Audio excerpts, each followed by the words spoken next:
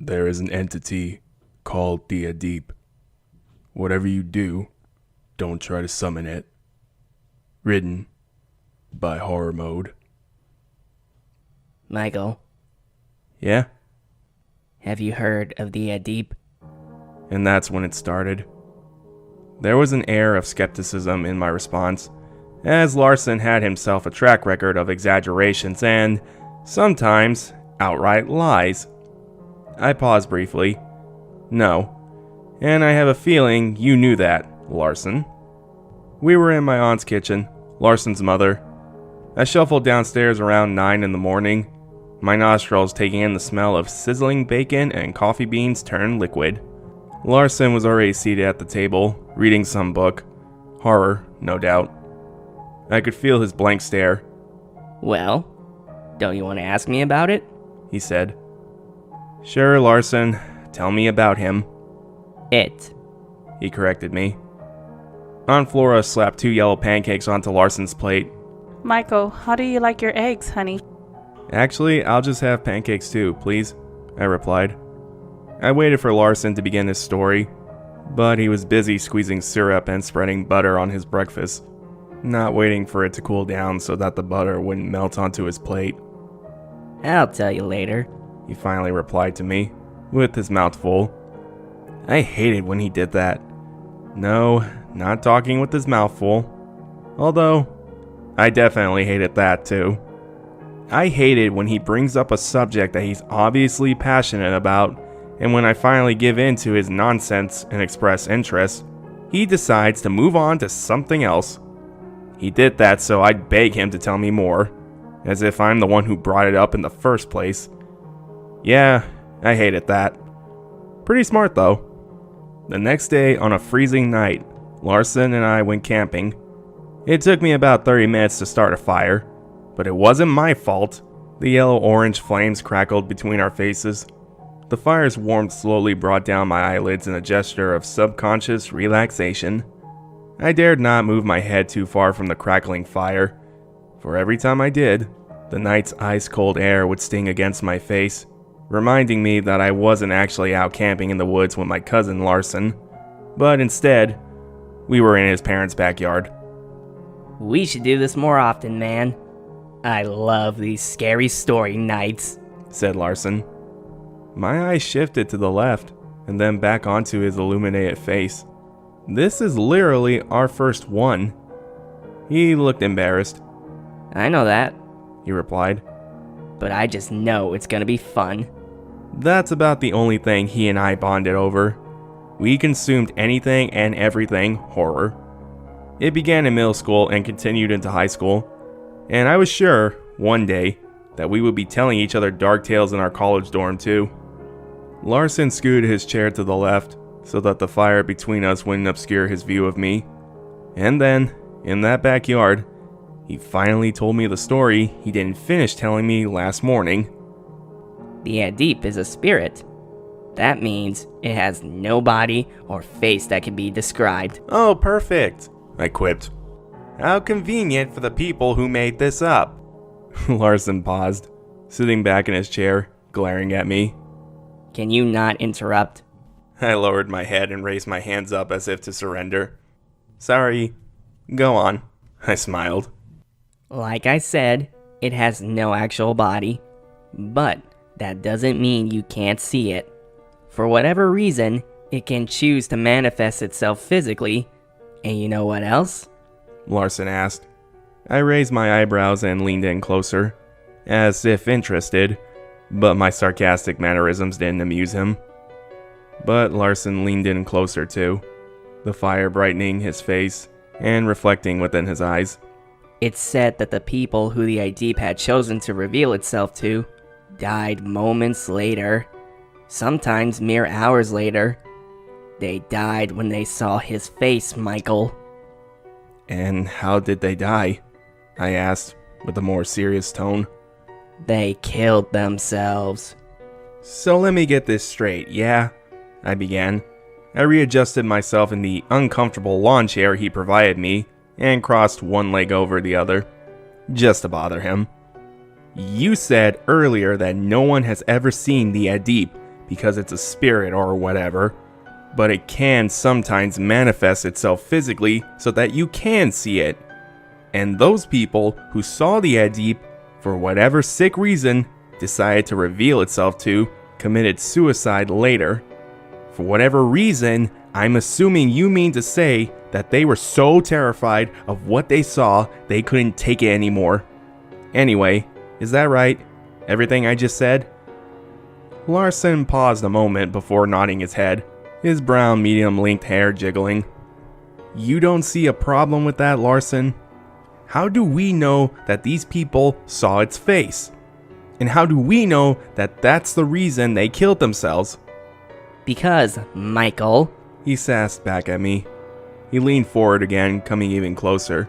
one of the victims gouged their eyeballs out, scooped them out of their sockets like vanilla ice cream, and another left a note behind, talking about how they couldn't unsee the face of the Adeep, and therefore decided that they didn't want to see anything at all. I paused before answering him. Why vanilla? And, okay. There's more than one problem with what you just said, but I'll let them go.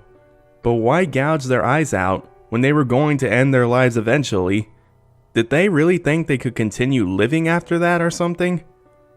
Larson was irritated by these lawyerish questions. He simply wanted to tell a good old creepy story after all. He wasn't having my nonsense. He made a deep sign.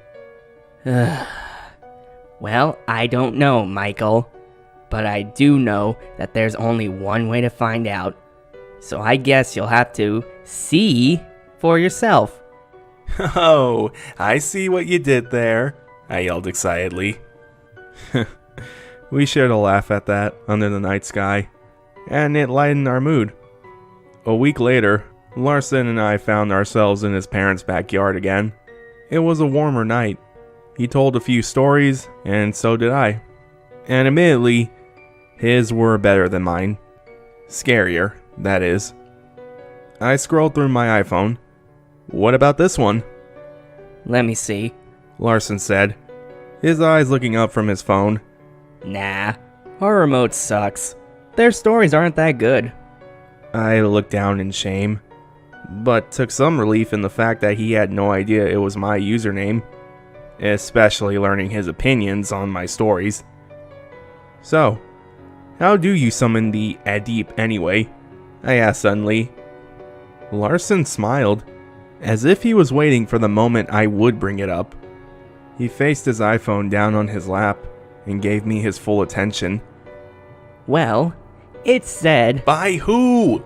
I interrupted. Who's saying these things? Larson waited out my little rant, like waiting out a storm. You done, Michael? It said that the way people summon the Adeep is by telling its story. It shows up to the person telling it and to the one listening, but it doesn't always show up, you know? Just like it doesn't always reveal itself physically to people. And thank God for that, right? I rolled my eyes. Right. Larson looked over at his swimming pool, whose vacuum sprayed the occasional whip of water like a spitting snake. I watched it too. And as my ears took in the gentle sound of the towering, dark trees as they danced at the breeze, I realized something. Wait, hold on, I began. You said that the way to summon the Adeep is by telling its story. That's one way to do it. It's been said... But isn't that what you just did? I interrupted him. Larson gazed into the fire. His body froze. I smiled. And yet, it's not here, is it? I told you, Larson. It's nonsense. But he looked absolutely petrified. Larson? I said concerningly. He looked up at me. Oh God. Oh shit. Oh shit. Oh God. Calm down, I said. You honestly believe you summoned the Adeep? Calm down, man. I want to go back inside, Michael. Okay, fine, go ahead. I'll be here enjoying this fire. You know, the one that took me half an hour to start because you kept... You need to come inside too, Michael. This is no joke. My lids parted and my mouth hung very slightly open. Are you serious? It's only 11 p.m. You really want to go back inside right now and waste another Saturday? It's our only time off before school starts again. Please! Yelled Larson. Right now, please! We headed back inside and went straight to sleep. For Larson's comprehensive knowledge about the Adeep, it sure was funny how he forgot about the most important piece of information about it. But that was Larson for you. Funny. Only he could and would make a mistake like that. He scared himself to sleep, but I, on the other hand, slept like a baby. I didn't believe any of it anyway. Until Aunt Flora, Larson's mom, called our home, crying to my mother. Her screams were so loud and so piercing that my mother had to move the phone away from her ear. It was even audible from upstairs, and for a moment, it seemed like the phone would crack open. Aunt Flora's cries were so loud. I heard her tell my mother over the phone that Larson had hung himself. Hours later, after Aunt Flora spoke with the cops, my mother brought her over to our home. Flora spent the night kicking and screaming on our living room floor, her face as red as a tomato. My mother couldn't understand what Flora did next, but I could. She didn't know what it meant, but I did. Aunt Flora, while still crying on our living room carpet, made repeated gestures with her hands. She kept pointing to her eyes, but couldn't utter a single word over her tears. My mother just shook her head in confusion and cried with her. But I knew what she meant. She was telling my mother that she caught Larson trying to do something to his eyes days before he hung himself. But he was unsuccessful there, because the police never mentioned anything about his eyes. It makes me think that the reason he ended his life is because he was too afraid to take his own vision, to actually physically do it. But he had to do something. Larson had to do something because he saw the Adeep. He had to do something just like the other victims had to do something about what they saw. Whether it be to blind themselves and then end their lives later, having realized the situation they put themselves in, or to knock on death's door immediately after. And now here I am, writing this. This has made a firm believer out of me, that's for sure. And I've lost much sleep since it all happened. But how could I sleep anyway? How? Because Larson said that one way to summon the Adeep is by telling its story. And that's when it shows up. It shows up to the one who told it, and to the one who listened.